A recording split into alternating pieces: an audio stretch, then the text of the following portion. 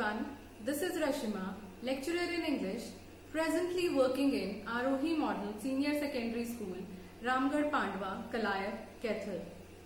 Dear students, today we will do lesson number 3, Glimpses of the Past, from NCERT book Honeydew, prescribed for class 8. So students, let's begin. तो students, आज हम हमारे India की history के बारे में पढ़ने वाले हैं। क्या आपको पता है हम 15 अगस्त क्यों मनाते हैं? बताओ बताओ। सबको पता है, इस दिन हमारा देश अंग्रेजों की गुलामी से आजाद हुआ था। Am I right? 100 इयर्स की इस टाइमलाइन को 9 मेन पार्ट्स में डिवाइड किया गया। पूरे लेसन को 1757 से 1857 तक के 100 इयर्स को 9 टाइम जोन्स में डिवाइड किया गया है। And the first one is the martyrs. Martyrs means शहीद। शहीद वो लोग जिन्होंने भारत की आजादी के लिए अपनी जान कुर्बान कर दी। इन्हीं शहीदों को याद करते हुए आजादी का पहला स्वतंत्रता दिवस 15 अगस्त 1947 को दिल्ली में मनाया गया। आप देख सकते हैं इस पिक्चर में कॉर्नर में लिखा है at a function in Delhi. आप इस पिक्चर में इसी समारोह की कुछ झलकियां देख सकते हैं, जहां फ्री इंडिया के पहले प्राइम मिनिस्टर पंडित जवाहरलाल नेहरू जी, उनके साथ श्री लाल बहादुर शास्त्री जी और श्रीमती इंदिरा गांधी जी बैठे हैं। नीचे के पिक्चर में कुछ स्वतंत्रता सेनानियों की पिक्चर्स दिखाई गई हैं, जैसे रानी लक्ष्मीबाई, भगत सिंह, महात्मा गांधी, सुभाष चंद्र बोस आदि। माइक पर लता मंगेशकर जी हैं, जिन्हें नाइटिंगेल ऑफ इंडिया यानी भारत की कोकिला भी कहा जाता है, और वे शहीदों को याद करते हुए एक देशभक्ति गीत गाए हैं। O my countrymen, let your eyes fill with tears as you recall the sacrifices of India's martyrs. Recall means याद करो, सेक्रीफाइसेस बलिदान, मार्टियर्स शहीद। आप सभी ने ये देशभक्ति गीत जरूर सुना होगा, गाया भी होगा। अब सभी मेरे साथ गाएंगे। ऐ मेरे वतन के लोगों, जरा आँख में भर लो पानी, जो शहीद हुए हैं उनकी जरा याद करो कुर्बानी। ऐ मेरे वतन के लोगों, जरा आँख में भर लो पानी। गाया है सभी ने ये गाना?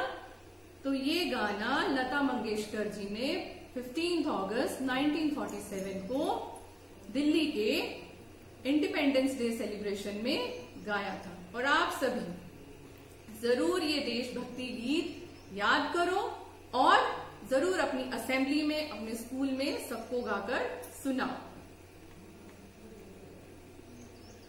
टाइमलाइन का सेकेंड इवेंट है the company's conquest from 1757 to 1849, means company की विजय, जिसमें हम ब्रिटिश ईस्ट इंडिया कंपनी के भारत पर कब्जे के बारे में पढ़ेंगे। With its superior weapons, the British East India Company was extending its power in 18th century India. अब ब्रिटिशर्स के पास बहुत सुपीरियर यानी बढ़िया वेपन्स, हथियार थे, तो उनकी हेल्प से east India company 18th century में ही इंडिया में अपनी पावर को एक्सटेंड करना उन्होंने शुरू कर दिया। And Indian princess were short sighted. अब जो भारत के राजा थे वो ज्यादा दूरदर्शी नहीं थे, ज्यादा दूर की सोचने वाले नहीं थे। दैट अपस्टार्ट राजा बहा call the English merchants, they will help me to defeat him. उन्हें लगता था कि ब्रिटिशर्स बाकी राजाओं से जीतने में उनकी मदद करेंगे। तो दैट अपस्टार्ट यानी कुछ उदंडी राजा जो थे, यहाँ पर एक राजा दूसरे राजा को उदंडी होने की बात कह रहा है और कह रहा है कि अंग्रेज व्यापारियों को बुलाओ, वो उसे हराने में हमारी मदद करेंगे। The people had no peace due to such constant fights. और जो आम जनता थी वो राजाओं की इन लड़ाइयों, इन लगातार कॉन्स्टेंट फाइट्स मीन्स लगातार लड़ाइयों के कारण वहां पर बिल्कुल भी शांति नहीं थी। The rivalries helped the East India Company and it could easily subdue Indian princes one by one. Rivalries means शत्रुताएं, सबड्यू दमन करना। इंडियन प्रिंसेस की इन आपस की लड़ाइयों ने ईस्ट इंडिया कंपनी को पूरा फायदा दिया और उन्होंने एक एक करके सभी भारतीय राजाओं को दबाना शुरू कर दिया। A far seeing ruler like the brave Tipu of Mysore fought the British till he died fight. लेकिन इन्हीं सभी राजाओं के बीच मैसूर के बहादुर राजा टीपू सुल्तान एक दूरदर्शी राजा थे और उन्होंने ब्रिटिशर्स के खिलाफ तब तक लड़ाई की जब तक वे लड़ते लड़ते मर नहीं गए। Thank God there is peace in the country now. No more wars and no looting by thugs. अब जो इंडियन प्रिंसेस थे, जो शॉर्ट साइटेड थे, वो बहुत खुश थे ब्रिटिशर्स के आने से। उन्हें लग रहा था कि हम दूसरे राजाओं को हरा पा रहे हैं ब्रिटिशर्स की मदद से। जो लोग थे, भारतीय लोग थे, उनको भी बहुत अच्छा लग रहा था।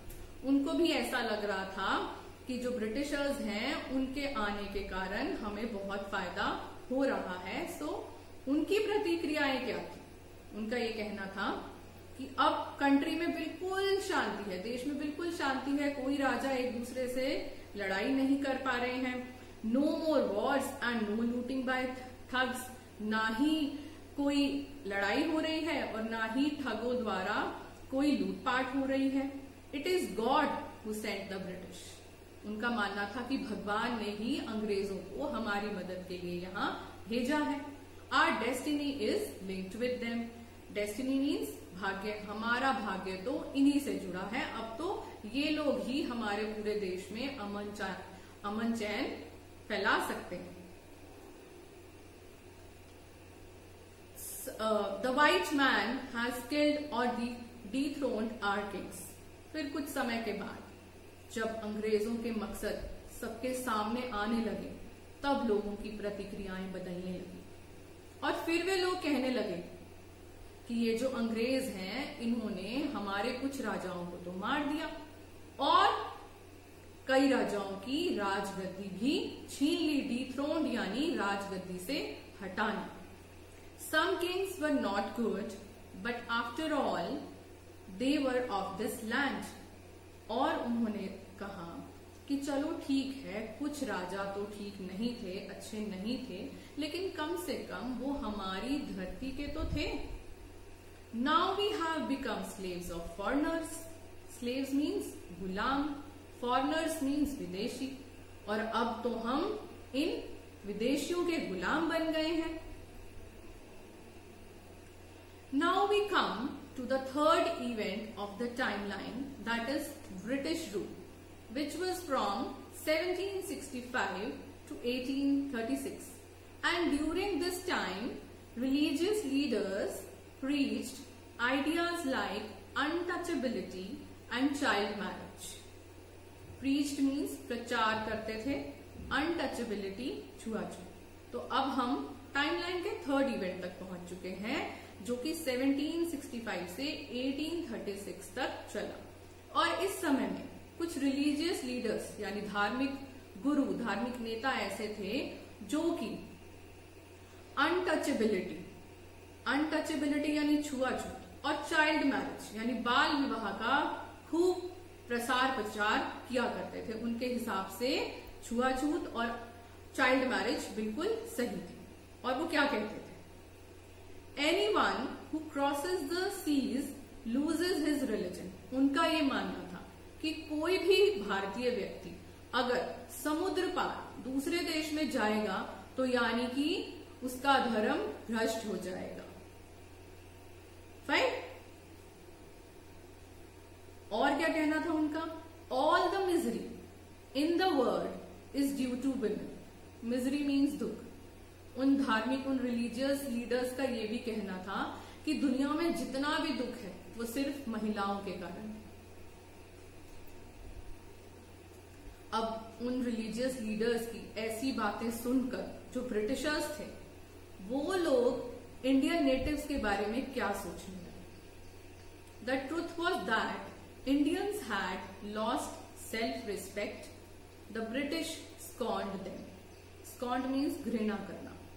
और ब्रिटिशर्स का ये मानना था कि इंडियंस, भारतीय जो हैं, वो अपना सम्मान बिल्कुल खो चुके हैं और ब्रिटिशर्स उन्हें बहुत ज्यादा घृणा करते थे। उनका क्या कहना था? The natives are unworthy of trust, incapable of honesty. Natives means देश के लोग, निवासी। अनवर्दी अयोग्य, इनकेपेबल असक्षम। उनका मानना था कि ये जो भारत के लोग हैं ना तो ये विश्वास के लायक हैं और ना ही ये ईमानदार हैं। True your honor, but I am honest. अब ब्रिटिशर्स के साथ साथ कुछ भारतीय लोग भी ऐसे थे जो कहीं ना कहीं ब्रिटिशर्स के चापलूस थे। वो कहते थे, बिल्कुल आप बिल्कुल सही कह रहे हैं श्रीमान जी, लेकिन मैं भी एक भारतीय हूं, लेकिन मैं बहुत ऑनेस्ट हूं, मैं बहुत ईमानदार हूं। Being merchants, the British wanted quick profits. Their heavy taxes forced farmers to abandon their fields.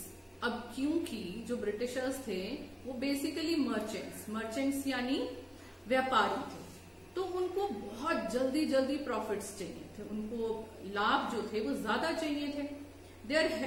There heavy taxes, तो उन्होंने टैक्सेस लगाना शुरू कर दिया, बहुत ज्यादा कर लगाने शुरू कर दिए, जिसके कारण फार्मर्स जो थे, किसान जो थे, उनके सभी खेत, उन्होंने अपने सभी खेतों को त्याग कर दिया। अबैंडन यानी त्याग कर दिया, क्योंकि जब वो कोई भी फसल उगाते थे तो उसका लगान उन्हें ब्रिटिशर्स को देना पड़ता था। But your men are taking all my crop.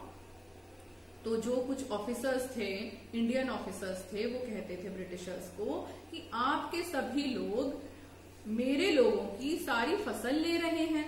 You are still in arrears, if you don't pay next week I will send you to jail. लेकिन इस पर ब्रिटिश ऑफिसर्स का क्या कहना था कि अभी भी कुछ एरियर्स यानी कि आपकी तरफ कुछ टैक्स जो है वो बकाया है। एरियर्स यानी बकाया है। अगर आपके लोगों ने वो टैक्स पे नहीं किया, I will send you to jail, तो मैं आपको जेल में भेज दूंगा। Still the British invented other methods which gave them more profits. Taxes लगाने के बाद भी जब उन्हें लगा कि अभी भी हम इतनी ज्यादा कमाई नहीं कर पा रहे हैं, तो उन्होंने और नए तरीके इन्वेंट करना यानी आविष्कार करना शुरू कर दिया, जिससे वो ज्यादा से ज्यादा प्रॉफिट यानी लाभ उठा सके। The goods manufactured in England should not have any import duty when brought into India. अब ब्रिटिशर्स ने नया रूल लागू कर दिया। उन्होंने क्या कहा कि जो मैन्युफैक्चर्ड गुड्स है, यानी कि जो इंग्लैंड में गुड्स, जो चीजें बनाई जाएंगी, जब वो इंडिया लाई जाएंगी तो उन पर कोई भी इंपोर्ट ड्यूटी नहीं लगेगी, यानी कोई टैक्स नहीं लगेगा। द ईज और उन्होंने वहां पे बाकी ऑफिसर्स ने क्या कहा कि तो बहुत ही अच्छा आइडिया है, a very good idea. The East India company's laws began to cripple Indian industries. अब जब ईस्ट इंडिया कंपनी के प्रोडक्ट्स, वहां के गुड्स जब इंडिया में आ रहे थे और टैक्स फ्री थे, तो वही इंडियन मार्केट्स में बिकने शुरू हो गए। और उससे क्या हुआ, ईस्ट इंडिया कंपनी के इस नए रूल के कारण जो इंडियन इंडस्ट्रीज थी, इंडियन इंडस्ट्रीज यानी कि जो इंडियन फैक्ट्रीज थी, वो क्रिपल करनी शुरू कर दी, यानी कि उनको रौंदना शुरू कर दिया। ईस्ट इंडिया कंपनीज ने इंडियन इंडस्ट्रीज को रौंदना शुरू कर दिया और वो धीरे धीरे बंद होने लगी। Inevitably, famines followed. Between 1822 and 1836, 15 lakh Indians died of starvation. Inevitably अनिवार्य रूप से, फेमाइन्स अकाल, स्टारवेशन भूखमरी। अब क्योंकि लोगों के फैक्ट्रीज बंद हो रही हैं, सब काम बंद हो रहे हैं, तो भूखमरी फैलनी शुरू हो गई। अब भूखमरी से क्या होने लगा, लोग मरने लगे। तो 1822 और 1836 के बीच में लगभग 15 लाख लोग स्टारवेशन यानी भूखमरी से मर गए। The British policies ruined the expert artisans and their business. Policies यानी नीतियां, ruined तबाह कर दिया, एक्सपर्ट आर्टिसंस मीन्स कुशल कारीगर। अब अंग्रेजों की इन पॉलिसीज ने, इन नीतियों को, जो कुशल कारीगर थे उनको और उनके व्यवसायों को बिल्कुल ही तबाह कर दिया। Now we reach to the fourth event of timeline, that is from 1772 to 1833, which is represented by Raja Ram Mohan Roy, who was a social reformer. अब हम टाइमलाइन के फोर्थ इवेंट पर पहुंच गए हैं जो राम मोहन रॉय द्वारा रिप्रेजेंट किया गया है। Ram Mohan Roy, a learned man from Bengal, understood what was wrong with the country. Ram Mohan Roy Bengal के एक बहुत ही लर्नेड यानी विद्वान व्यक्ति थे और उन्हें समझ में आ रहा था कि देश में क्या गलत हो रहा है। He said, उन्होंने कहा, let us not despise ourselves. Our ancient culture is great. Despise means तुच्छ समझना, ancient प्राचीन, culture संस्कृति। और उन्होंने लोगों से कहा कि अपने आप को तुच्छ मत समझो। हमारा एंशियंट कल्चर, हमारी जो पुरानी संस्कृति है वो बहुत ग्रेट है, बहुत महान है। And we are capable of greater achievements. Capable यानी सक्षम, अचीवमेंट्स उपलब्धियां, और हम इससे भी ज्यादा उपलब्धियां ले सकते हैं, सक्षम हैं। We must first reform our society. Reform means सुधारना, लेकिन उससे पहले हमें हमारी सोसाइटी को, हमारे समाज को सुधारना होगा। Superstitions have been ruining us. Superstitions यानी अंधविश्वास, रूनिंग यानी तबाह करना। हमारे समाज में जो इतने अंधविश्वास फैले हुए हैं, ये मत करो, ऐसे मत करो, वैसे मत करो, जैसे चाइल्ड मैरिज, और इससे पहले हमने अनटचेबिलिटी की बात की, तो ये जो सुपरस्टिशंस हैं इसके कारण हमारी सोसाइटी को बिल्कुल तबाह किया जा चुका है। हमारी सोसाइटी को सुधारने की बहुत ज्यादा जरूरत है। He told his wife Uma, उन्होंने अपनी वाइफ, अपनी पत्नी उमा से कहा, cows are of different colors but the color of their milk is the same. उन्होंने कहा कि सभी गायों का रंग अलग अलग होता है, लेकिन जो वो दूध देती हैं वो तो सभी का सेम कलर होता है। सभी व्हाइट कलर का, सफेद रंग का दूध देती हैं। Different teachers have different opinions but the essence of every religion is the same. Opinions यानी विचार, एसेंस मीन्स सार। अब अलग अलग जो रिलीजियस गुरुज हैं, धार्मिक गुरु हैं उन और रिलीजन्स हैं, वो अलग अलग विचार देते हैं, लेकिन उन सबका एसेंस यानी जो सार है वो तो एक ही है, अच्छाई के, सच्चाई के रास्ते पर चलना। The next event of the timeline is from 1765 to 1835, which is marked as oppression. अब हम टाइमलाइन के फिफ्थ इवेंट पर पहुंच चुके हैं जो 1765 से 1835 तक चला, जिसे हम ऑपरेशन यानी दमन के रूप में हम इसे रिप्रेजेंट करते हैं। But the British continue to oppress Indians. In 1818 they had passed regulation 3rd। अब ब्रिटिशर्स ने इंडियंस पर अत्याचार करना लगातार जारी रखा। इन 1818 में उन्होंने एक रेगुलेशन पास, एक लॉ पास किया, एक कानून पास किया। Under it, an Indian could be jailed without trial in a court. Trial means मुकदमा चलाना। उस रूल के अकॉर्डिंगली किसी भी इंडियन को बिना मुकदमा मुकदमा चलाए जेल में डाला जा सकता था। All the time British officers in India Drew big salaries and also made fortunes in private business. Big salaries यानी मोटी कमाई, फॉर्च्यून्स और अधिक धन।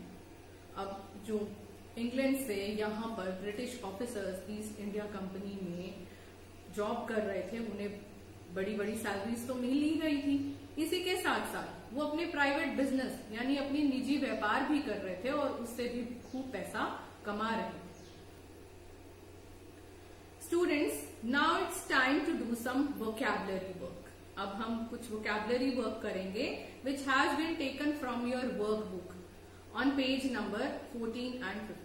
आपके पास आपकी इंग्लिश की 8th क्लास की इंग्लिश की वर्कबुक भी जरूर होगी। उसी में से हम पेज नंबर 14 से वोकैबुलरी वर्क करने वाले हैं। आप अपनी बुक्स को ओपन कर सकते हैं और इजीली इस एक्सरसाइज को कर सकते हैं। पेज नंबर 14 पर 2 वर्ड्स लिखे हैं, oppressor and oppressed. Oppressor means अत्याचार करने वाला एंड ऑप्रेस्ड मीन्स अत्याचार सहने वाला। और इसी लेसन के कुछ वर्ड्स भी लिखे गए हैं नीचे, और उसी के नीचे एक कॉलम बना हुआ है जिसमें आप 2 कॉलम, एक टेबल बना है जिसमें 2 कॉलम्स बने हैं। एक कॉलम की हेडिंग है ऑप्रेसर और दूसरे कॉलम की हेडिंग है ऑप्रेस्ड। इन वर्ड्स के, ये वर्ड्स या तो नाउन्स हैं, संज्ञाएं हैं, या वर्ब्स हैं यानी क्रियाएं हैं। इन वर्ड्स के आपको डिक्शनरी मीनिंग्स ढूंढने हैं और ये देखना है ये ऑप्रेसर यानी अत्याचार करने वाले वर्ड से रिलेटेड है या ऑप्रेस्ड यानी अत्याचार सहने वाले से रिलेटेड है, और इन वर्ड्स को आपको इन दोनों कॉलम्स में लिखना है। जो वर्ड्स ऑप्रेसर से रिलेटेड है फर्स्ट कॉलम में लिखेंगे और जो वर्ड्स ऑप्रेस्ड से रिलेटेड है वो आप सेकेंड कॉलम में लिखेंगे। और इसके लिए आप अपने टीचर्स की भी हेल्प ले सकते हैं, अपने क्लासमेट से भी डिस्कस कर सकते हैं और इस एक्सरसाइज को पूरा कर सकते हैं। आई होप आप इजीली ये कर पाओगे। Like first word is merchant. Merchant इस लेसन के हिसाब से अगर हम देखें तो अंग्रेज व्यापारी, और अंग्रेज व्यापारी ऑप्रेसर हो सकते हैं या ऑप्रेस्ड। तो अंग्रेज व्यापारी मर्चेंट ऑप्रेसर कॉलम में आएगा। Is that clear? Okay, now we come to the 6th event of the timeline, that is dissatisfaction, which means असंतोष। और इसका टाइम पीरियड था 1835 से 1856 ऑपरेशन के बाद। इससे पहले 5th पॉइंट में हमने पढ़ा था ऑपरेशन यानी दमन। ऑपरेशन के बाद भारतीयों में अंग्रेजों के खिलाफ बहुत ज्यादा असंतोष यानी डिससैटिस्फैक्शन की भावना पैदा हो गई, और अब उन्होंने क्या करना शुरू किया। Education in India was in Persian and Sanskrit. As you all know 18th century में एजुकेशन जो थी इंडिया में या तो वो पर्शियन लैंग्वेज में थी या वो संस्कृत लैंग्वेज में थी। In 1835 a English man named Macaulay suggested a change. 1835 में एक इंग्लिश ऑफिसर जिनका नाम था मैकॉले, उन्होंने एक चेंज सजेस्ट किया कि क्यों ना हम इंडिया में इंग्लिश लैंग्वेज में लोगों को पढ़ाएं। English education produced clerks to whom the British gave petty jobs under them. Petty means तुच्छ। अब इंग्लिश एजुकेशन तो भारतीयों को देनी शुरू कर दी गई, लेकिन उन्हें बहुत ही छोटी मोटी जॉब्स, बहुत पेटी जॉब्स दी जाने लगी, जैसे क्लर्क्स की। Incidentally it also produced a new generation of intellectuals.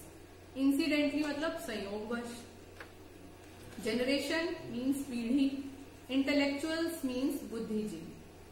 अब इंग्लिश एजुकेशन का इनडायरेक्ट फायदा भी होने लगा। क्यों? उससे एक नई जनरेशन, एक नई पीढ़ी, बुद्धिजीवियों की एक नई पीढ़ी भी हमारी कंट्री में पैदा होने लगी।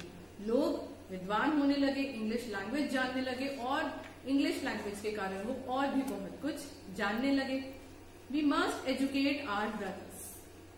अब भारतीय लोगों को क्या लगा कि हमें भी अपने भाइयों को पढ़ाना चाहिए and try to improve their material conditions. Material conditions means आर्थिक दशा। अब उन्हें क्या लगा कि हम अगर अपने भाई बहनों को पढ़ाएंगे तो हमारी आर्थिक दशा में भी सुधार हो सकेगा, हमें नौकरी मिलेगी, हम कमा। For that we must convey our grievances to the British parliament. Grievances मतलब शिकायतें। तो लोगों ने सोचा कि इसके लिए हमें अपनी जो शिकायतें हैं वो ब्रिटिश पार्लियामेंट में पहुंचानी चाहिए। They cared little about the needs of Indians. अब जो ब्रिटिशर्स थे वो हमारे राजा थे, लेकिन वो इंडियंस की परवाह बहुत कम करते थे। Our kings have become puppets and we have lost our old jobs. अब क्या था कि हमारे जो राजा थे वो पपेट्स यानी कठपुतलियां बन चुके थे अंग्रेजों के हाथों की। And we have lost our old jobs, और हम अपनी पुरानी नौकरियां खो चुके थे। एंड लैंड्स, और हम इतने ज्यादा टैक्सेस के कारण हम हमारी जमीनें भी खो चुके थे। They are converting our brothers. Converting मतलब धर्म परिवर्तन। और ब्रिटिशर्स क्या कर रहे थे, हमारे भाइयों का, हमारे लोगों का धर्म परिवर्तन कर रहे थे। You only talk, do something to drive them out. अब लोग by 1856 the British had conquered the whole of India. 1856 तक ब्रिटिशर्स ने लगभग पूरा इंडिया ही कॉन्क्वर यानी जीत कर लिया। Now students, it's time for some grammar. As you know, the name of the lesson is glimpses of the past. इस lesson का नाम है ग्लिम्सेस ऑफ द पास्ट, और हमारी ग्रामर का टॉपिक भी है the past indefinite tense. You must have heard about tenses. आज हम इस लेसन में पास्ट इंडेफिनिट टेंस के बारे में पढ़ने वाले हैं। पास्ट इंडेफिनिट टेंस की पहचान हिंदी में पहचान होती है या, ये, ही या था, थे, थी, और इसका रूल होता है subject plus second form of verb plus object. For example, I watched a TV programme yesterday. मैंने एक टीवी प्रोग्राम कल देखा। Students, you can see there is a table on page number 15 of your workbook. अब फिर से workbook का काम करेंगे हम। पेज नंबर 15 ओपन करेंगे, वहां पर एक टेबल दिया गया है और उसमें 3 कॉलम्स हैं। फर्स्ट कॉलम में सब्जेक्ट्स लिखे हैं, सेकंड कॉलम में फॉर्म्स ऑफ वर्ब्स लिखी गई हैं। आपको क्या करना है, आपको इन सेंटेंसेस को पास्ट इंडेफिनिट टेंस में कन्वर्ट करना है, क्योंकि ये सभी सेंटेंसेस पास्ट के इवेंट्स को रिप्रेजेंट करते हैं। हमने इस लेसन में पास्ट के बारे में पढ़ा है, इतिहास के बारे में पढ़ा है कि 1757 से 1857 तक हमारी कंट्री में क्या क्या हुआ, और ये जो सेंटेंसेस दिए गए हैं ये पास्ट के ही सेंटेंसेस हैं। लेकिन इसमें जो फॉर्म्स ऑफ वर्ब्स हैं फर्स्ट फॉर्म में लिखी गई है, और पास्ट इंडेफिनिट टेंस में forms of verb second form लगती है। तो आपको इन सेंटेंसेस में second form of verb use करके इन सेंटेंसेस को रीराइट करना है। आपको एक काम और करना है, आपको इन सेंटेंसेस की हिंदी में ट्रांसलेशन भी करनी है। ओके स्टूडेंट्स, फर्स्ट सेंटेंस मैं आपको करके बताती हूँ। British extend their empire in India. You can see extend is first form of verb, लेकिन मैंने आपको बताया अभी पास्ट इंडेफिनिट टेंस में second form of verb use होती है।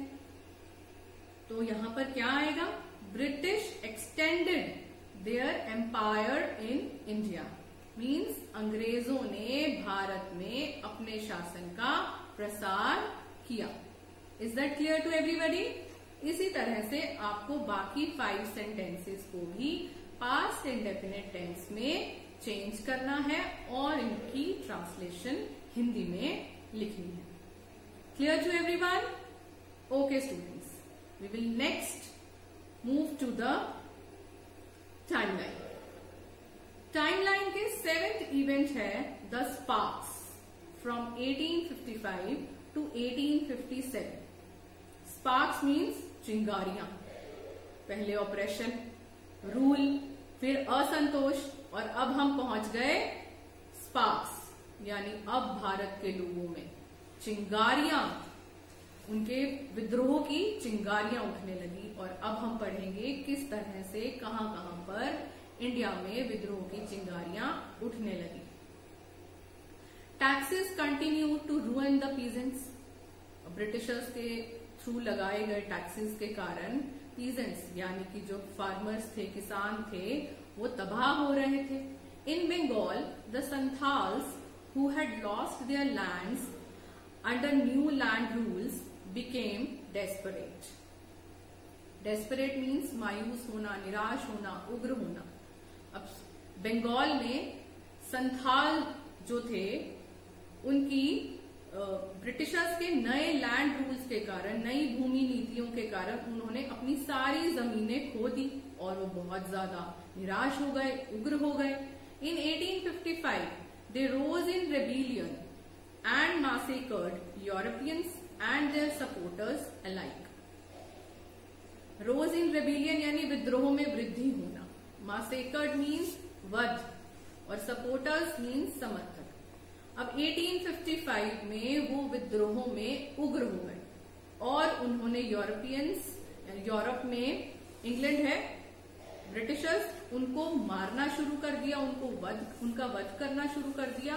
और उनके सपोर्टर्स जो ब्रिटिशर्स के समर्थक थे, उनको भी मारना शुरू कर दिया. वहां से विद्रोह की चिंगारियां शुरू हुई बंगाल से. Discontent was brewing in the East India Company army too. अब इस तरह का जो असंतोष था वो ईस्ट इंडिया कंपनी की आर्मी में, सेना में भी पनपना शुरू हो गया. ब्रूइंग मीन्स पनपना. वहां के जो सैनिक थे वो भी खुश नहीं थे. भारतीय सैनिक जो थे ईस्ट इंडिया कंपनी में, वहां पर भी विद्रोह की चिंगारियां पनपने लगी. The white soldier gets huge pay, mansions to live in and servants. अब जो अंग्रेज सैनिक थे उनको तो बहुत ज्यादा सैलरी, उनको तनख्वाह मिलती थी. मेंशंस यानी बड़े बड़े आवास, रहने को घर मिलते थे और नौकर चाकर मिलते थे. While we get up pittance and slow promotions. और भारतीय सैनिकों को क्या मिलता था? पिटांस मतलब नाम मात्र वेतन, और कोई भी तरक्की नहीं मिलती थी. द अंग्रेज asks us to cross the sea which is against our religion. और जो अंग्रेज लोग थे वो क्या कहते थे कि हमें लड़ाई करने के लिए 7 समुंदर पार जाना पड़ेगा, जो कि हमारे धर्म के खिलाफ था. हु इज द टोपी वाला to abolish our age old customs. Abolish मतलब समाप्त करना, एज ओल्ड सदियों पुरानी, कस्टम्स रीति रिवाज. अब भारतीय सैनिक आपस में बात करने लगे कि ये जो टोपी पहनते हैं अंग्रेज, ये कौन होते हैं? हमारी सदियों पुराने रीति रिवाजों को खत्म करने वाले. We must drive out the अंग्रेज. और सैनिकों ने सोचा कि हमें तो अब इन अंग्रेजों को बाहर भगाना ही पड़ेगा. सिपाही Mangal Pandey attack the adjutant of his regiment and was executed. Mangal Pandey के बारे में आपने सुना होगा, एक पिक्चर भी आई है जिसमें आमिर खान मंगल पांडे बने हैं. मंगल पांडे ने अपने एक उच्च अधिकारी पर अटैक किया, आक्रमण किया, और इस कारण उसे, मंगल पांडे को एग्जीक्यूट कर दिया गया, यानी कि उसे फांसी पर लटका दिया गया. Thousands of other sipahis revolted. बहुत सारे और सिपाहियों ने भी रिवोल्ट किया, विद्रोह किया. They were stripped off their uniforms. Stripped off means वर्दियां छीन लिया जाना. और हमला करने के कारण, रिवोल्ट करने के कारण उन्हें आर्मी से, उनकी नौकरी से निकाल दिया गया और उनकी वर्दी छीन ली गई. They were humiliated and put in irons. Humiliated means अपमानित करना, पुट इन आर्म्स मीन्स जंजीरों में जकड़ दिया जाना। उनको अपमानित किया गया और उनको जंजीरों से जकड़ दिया गया। Few Englishmen had cared to understand Indian customs or the people's mind. अब अंग्रेजों में से बहुत कम अंग्रेज ऐसे थे जो भारत के लोगों के रीति रिवाज और उनके विचारों को समझते थे। Oh proud Brahmin soldiers, do you know that the grease on the bullet you have to bite is made from the fat of cows and pigs? अब सेना में जो कारतूस इस्तेमाल किए जाते थे, उस कारतूस पर जो ग्रीस लगाई जाती थी, जो चिकनाई लगाई जाती थी, और उसे मुंह से तोड़ना पड़ता था, कारतूस को मुंह से तोड़ना पड़ता था और फिर उसे इस्तेमाल किया जाता था। उस कारतूस पर जो चिकनाई लगाई जाती थी वो काऊ और पिग्स की चर्बी से बनी हुई होती थी, गाय और सुअर की चर्बी से बनी हुई होती थी। वॉट, क्या? अब जब ब्राह्मण सैनिकों ने ऐसा सुना तो उन्हें बहुत बुरा लगा। The white man has deceived us too. अब मुसलमान लोगों ने कहा कि इन अंग्रेजों ने हमें भी धोखा दिया है। डिसीव मीन्स धोखा। Soon chapatis were sent from village to village to tell the people that their emperor would want their services. अब धीरे धीरे जो विद्रोह की चिंगारियां थी वो उठने लगी।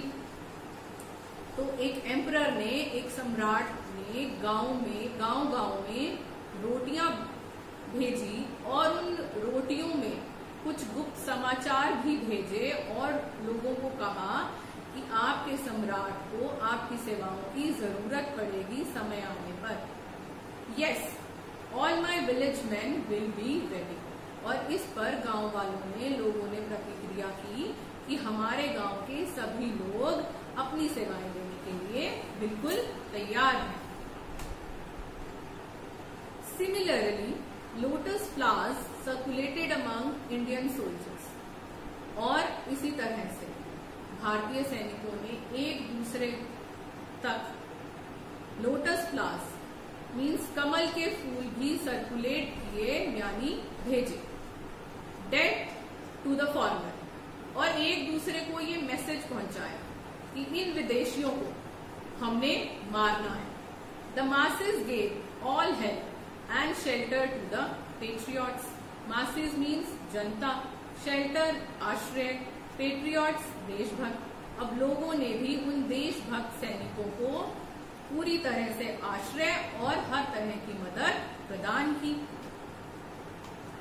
Then there was a violent outbreak at Meerut. Violent outbreak means हिंसक विद्रोह का विस्फोट। तब मेरठ में एक जोरदार विद्रोह फूट पड़ा। The sepoys marched to Delhi। और वो सारे सिपाही कहां पहुंच गए? Delhi. Long live our emperor Bahadur Shah. उस समय में दिल्ली में बहादुर शाह जफर राजा था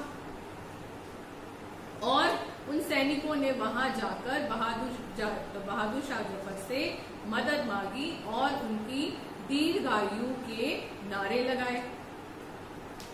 द रेबिलियन स्प्रेड वाइडर। और ये जो विद्रोह था, रेबिलियन था, ये और वाइडर और विस्तृत होता गया। Many landlords had lost their lands because of the British policies and they were sued। अब बहुत सारे जमींदारों ने भी अपनी जमीनें ब्रिटिश पॉलिसीज के कारण खो दी थी और इसलिए उनमें भी बहुत ज्यादा रोष था। The white man's rule must end. उन्होंने भी कहा कि अंग्रेजों का शासन खत्म होना चाहिए। Yes, we will help you. और एक दूसरे से बात करने लगे कि हाँ, हम तुम्हारी मदद जरूर करेंगे। Now we reach the ninth event of the timeline, that is the fight for freedom। स्वतंत्रता के लिए युद्ध। Many former rulers like Begum Hazrat Mahal of Lucknow were bitter। बहुत सारे पूर्व शासक जैसे बेगम हजरत महल लखनऊ की, वो भी रोष में थी। The white man has taken away my kingdom, क्योंकि अंग्रेजों ने उसका साम्राज्य भी छीन लिया था। They joined the upsurge against the foreigner. Upsurge means विद्रोह। और बेगम हजरत महल ने भी इस विद्रोह में लोगों का साथ दिया और अंग्रेजों के खिलाफ इस विद्रोह को ज्वाइन कर दिया। Popular leaders like Maulvi Ahmadullah of Faizabaad told the people. अब फैजाबाद के मौलवी अहमदुल्ला जैसे प्रसिद्ध नेताओं ने लोगों को बताया, राइज ब्रदर्स राइज, द अंग्रेज इज रूइनिंग आवर लैंड। उठो भाइयों उठो, अंग्रेज हमारे देश को तबाह कर रहा है। The people rose everywhere in Bareilly, Kanpur and Allahabad. Bareilly, Kanpur और इलाहाबाद सभी जगह लोगों ने विद्रोह करना शुरू कर दिया। अजीमुल्ला खान टोल्ड तात्या टोपे। अजीमुल्ला खान ने तात्या टोपे से कहा, we should have Peshwa Nana Sahib as our leader in this war of independence. उन्होंने कहा कि स्वतंत्रता के इस युद्ध में हमें पेशवा नाना साहिब को अपना नेता बनाना चाहिए।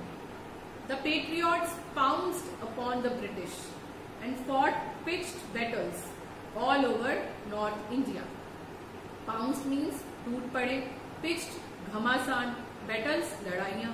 अब सभी पेट्रियट्स यानी देशभक्त अंग्रेजों पर टूट पड़े और उन्होंने पूरे नॉर्थ इंडिया यानी उत्तरी भारत में घमासान लड़ाइयां लड़ी। 80-year-old Kunwar Singh of Bihar received a bullet in his waist. Bihar के 80 वर्षीय कुंवर सिंह जो जमींदार परिवार से थे, उनकी कलाई में गोली लगी और उन्होंने क्या कहा, mother Ganga, this is my last offering to you. हे माँ गंगा, ये मेरी तुम्हें अंतिम भेंट है। ऑफरिंग मीन्स भेंट है। और इस तरह से उन्होंने अपनी जान की कुर्बानी दी।